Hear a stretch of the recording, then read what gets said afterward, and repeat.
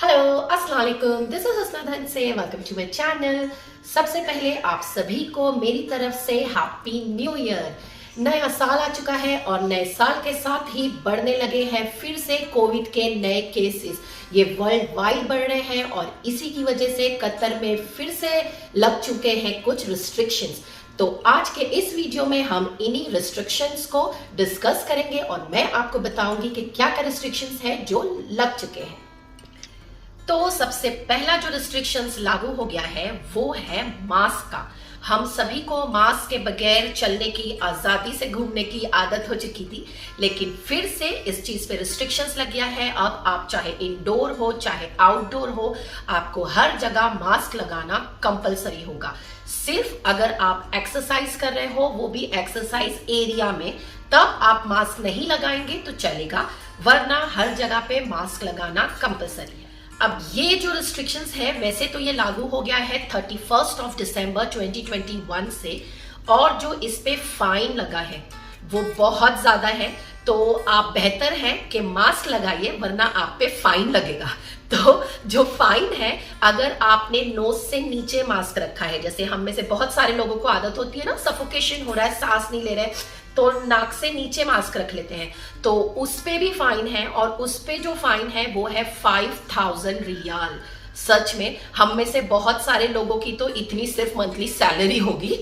तो ये नोज से नीचे मास्क रखने का फाइन है, और अगर आपने मास्क नहीं लगाया है तो उसका जो फाइन है वो है 10,000 रियाल, और इसमें कोई एक्सक्यूजेस एक्सेप्ट नहीं की जाएगी।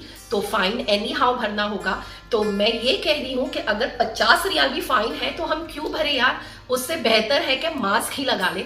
तो प्लीज ध्यान रखिए, आप जहां भी जाए मास्क लगा के रखें। अब तो सेकेंड रिस्ट्रिक्शन है वो लागू हुआ है स्कूल्स पे। स्कूल्स जैसे बच्चों की चालू हो चुकी थी, उन्होंने स्कूल में जाके पढ़ाई शुरू कर दी थी, वो फिर से ऑनलाइन कर दी गई है। स्कूल फिर से ऑनलाइन हो गई है, बच्चे फिर से जो पढ़ाई करेंगे वो घर पे बैठ के करेंगे। अब ये कितने वक्त के लिए किया गया है ये अभी तक किसी ने मेंशन नहीं किया है, लेकिन इतना जरूर कंफर्म है कि जो स्कूल्स हैं वो ऑनलाइन कर दी गई है। और यही सेम रिस्ट्रिक्शंस ऑफिसेस पे भी लागू हुआ है। जो ऑफिस के स्टाफ हैं उन्हें मिनिमाइज कर दिया गया है, यानी लिमिटेड कर दिया गया है, और बाकी का जो स्टाफ है वो फिर से वर्क फ्रॉम होम करे। तो अब बात करते हैं सबसे इंपॉर्टेंट चीज की, यानी कि बूस्टर की। बूस्टर थर्ड डोज है जिसे लेना हम सभी को कंपलसरी है।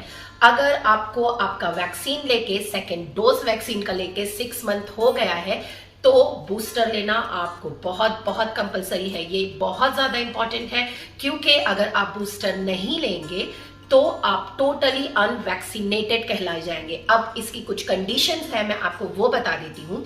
सबसे पहली कंडीशन, अगर सेकेंड डोज लेके आपको 9 मंथ कंप्लीट हो गया है, याद रखिए 9 मंथ कंप्लीट हो गया है, और आपने अभी तक बूस्टर नहीं लिया है, तो हमारे एतराज ऐप पे जो गोल्डन फ्रेम होता है, जो साइन है हमारे वैक्सीनेटेड होने की, वो एतराज ऐप से हट जाएगा और हम अनवैक्सीनेटेड कहलाए जाएंगे।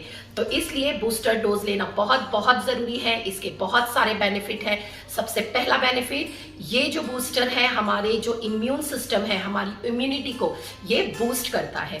और सेकेंड बेनिफिट, आगे जाके कैसा माहौल रहेगा हमें नहीं पता, लेकिन जब भी ट्रैवलिंग पॉलिसी में अगर कोई चेंजेस आया, तो हमने अगर बूस्टर लिया है, जिन्होंने भी बूस्टर लिया होगा उन्हें डेफिनेटली बेनिफिट होगा।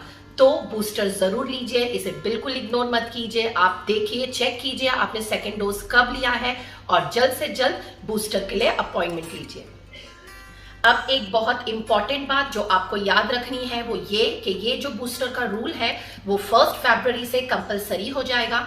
यानी कि अगर आपको सेकेंड डोज लेके 9 मंथ कंप्लीट हो गया है और अभी तक आपने बूस्टर नहीं लिया है, तो फिर आपका जो एतराज ऐप पे गोल्डन फ्रेम है वो हट जाएगा और आप अनवैक्सीनेटेड हो जाएंगे। यानी कि फिर से सेम चीज पूरी हो जाएगी। आप किसी मॉल में नहीं जा पाएंगे, आप कहीं ट्रैवल नहीं कर पाएंगे, और आपको फिर से ऑफिस जाने के लिए या काम पे जाने के लिए एंटीजन टेस्ट कराना पड़ेगा। तो इस वजह से अगर 9 मंथ कंप्लीट हो गए हैं तो 1 फरवरी से पहले पहले आप बूस्टर डोज जरूर ले लें। और जिनके सेकेंड डोज को 6 मंथ कंप्लीट हो गए हैं वो एलिजिबल है बूस्टर के लिए, तो आप भी बूस्टर का डोज जरूर लें। ओके फ्रेंड्स, तो ये कुछ रिस्ट्रिक्शंस थे जो कतर में लागू हो चुके हैं। अब अगर मैं ट्रैवलिंग पॉलिसी की बात करूं तो उसमें कुछ भी ज्यादा खास चेंजेस नहीं आए हैं जो हम जैसे लोगों पे अप्लाई हो, तो इस वजह से उस पे ज्यादा ध्यान देने की कोई जरूरत नहीं है। तो आपको सिर्फ जो ध्यान देने की चीज है वो ये कि मास्क लगाए रखें, सेफ रहें और बूस्टर का डोज जरूर लें।